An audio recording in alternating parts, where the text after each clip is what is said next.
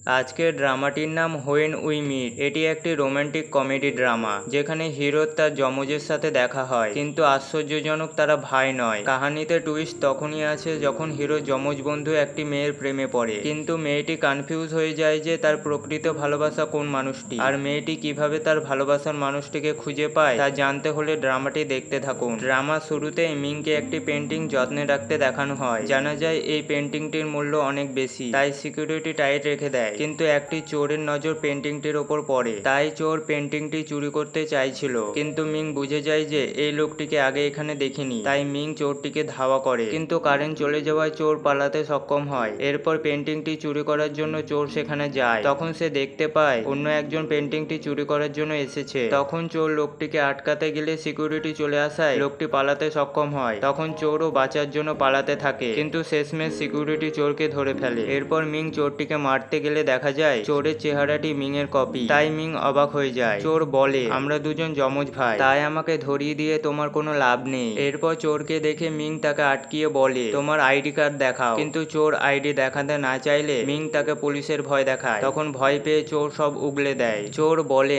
আমি পেন্টিংটি দেখার জন্য এখানে এসেছিলাম। তখন কেউ একজন পেন্টিংটি চুরি করতে গেলে আমি তাকে আটকাতে যাই, কিন্তু সিকিউরিটিকে দেখে আমি ভয় পেয়ে পালিয়ে যাই। এরপর সিকিউরিটি আমাকে চোর বলে দাবি করে। জানা যায় চোরটির নাম লু। লু একটি পাস মিং এর হাতে দিয়ে বলে, চোরটিকে আটকাতে গিয়ে এই পাসটি পেয়েছি। জানা যায় এই পাসটি একমাত্র তাদের স্টাফদেরকে দেওয়া হয়েছে, তাই লু স্টাফদের চেক করতে বলে। এরপর লু বাইরে বেরোনোর সময় দুজন এমপ্লয়কে পেন্টিংটি চুরি করার বিষয়ে কথা বলতে শোনে। জানা যায় এই লোকটি পেন্টিংটি চুরি করতে গেছিল, তাই লু লোকটিকে ফলো করে, কিন্তু দুর্ভাগ্যক্রমে লু একটি মেয়ের সাথে অ্যাক্সিডেন্ট করে বসে। জানা যায় এই মেয়েটি ড্রামার মেন হিরোইন। মেয়েটির নাম হান। লুয়ের তাড়া থাকায় হানকে নিজের নাম্বার দিয়ে ফোন করতে বলে, কারণ হানের যদি কিছু হয়ে থাকে তাহলে লু তার ট্রিটমেন্টের খরচা দেবে। আর তাড়াহুড়োতে লু হানের ফোনটি নিয়ে চলে যায়, তাই হান লুকে ফলো করে আর লুয়ের কাছ থেকে ফোনটি নেয়। তখন হান লুকে চোর বলে দাবি করে। বাড়ি পৌঁছে লু তার বাবাকে জিজ্ঞেস করে, আমার কি কোনো যমজ ভাই আছে? কারণ আজ আমি একটি ছেলেকে দেখলাম যে একদম আমার জেরক্স কপি। লুয়ের কথা শুনে তার বাবা বলে, তোমার শরীর স্বাস্থ্য ঠিক আছে তো? নইলে পাগলের মতো এইসব কি শুরু করেছো?